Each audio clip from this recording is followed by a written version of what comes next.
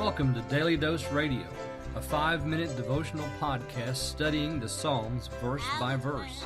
Broadcast from the ever-beautiful Sharonville, Ohio, on the sunny side of Cincinnati.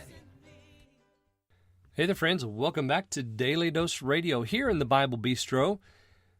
Daily Dose Radio is your only gluten-free Bible study on the interweb. I guarantee it. Free of MSG and GMOs.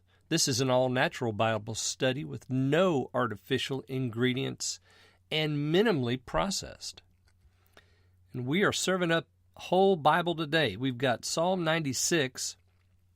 We're looking at verses 4 and 5. Now, yesterday I said that we had the command to sing, and the first section begins there, singing to the Lord, singing to the Lord, singing to the Lord. So you have it 3 times, right in a row. And each one of these sections actually has that same kind of repeated command. We'll see that again in 7 and 8, and then in 11 and 12. Was it 11 and 12? Yeah, 11 and 12. But we might want to ask the question, why? Why sing unto the Lord? Why declare His glory? Why show forth His salvation? Why declare His wonders? Why am I concerned that the heathen know this?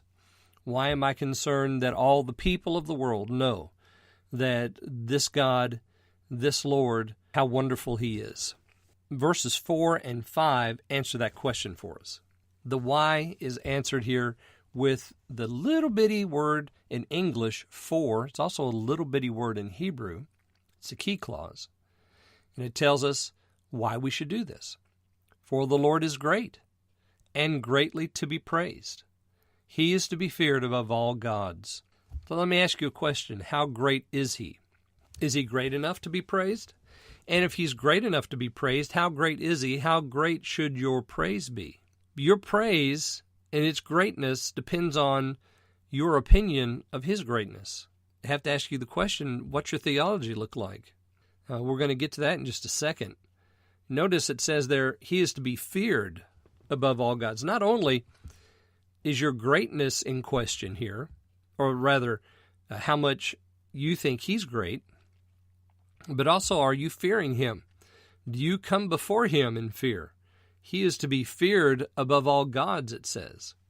So there's no one greater than our God, and He is to be feared above all gods. Now that word fear means to reverence and respect, to show due honor to. You know, if you were going to stand in the presence of a king or a queen, you would wear your very best, wouldn't you? As a matter of fact, you might even go out and buy something new to wear. You might even buy that new pair of shoes that you've been looking at every time you walk in the department store. You might go get those new shoes and put on that new dress or that new suit. If you were to go before a king or a queen, you would want to make sure that everything was neat and in its place. Clean and ironed and pressed and ready so that you looked the part of standing in the court of that king or queen. As my mother used to say, mind your P's and Q's, which always meant to me, behave yourself. Be on your best behavior. That's the way she would probably have put it. The Lord is great and He is to be feared above all gods. Sometimes we show a little disrespect by making Him common and easily accessible. And He's easily accessible. The psalmist makes that very clear, doesn't he? Because he tells us that we're to call on Him. We need to have the attitude that this is the great God. He is to be feared above all gods. And why is that? We have that there in verse 5. For the gods of the nations are idols. Aha! Well, we know what an idol is, don't we? An idol is nothing but vanity. It's empty. There's nothing there to it. So the heathen do need to know the greatness of this God. They need to know His glory. They need to know His wonders. And verse 5 tells us one of the wonders that we need to declare is the Lord made the heavens. So He's creator of all things. Why should we declare His glory and show forth His wonders and His salvation?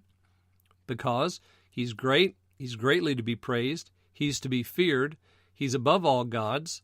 For all the gods of the nations are idols, but the Lord, He made the heavens. Well, join me again tomorrow. We'll look at verses 6 through 8 on Daily Dose Radio.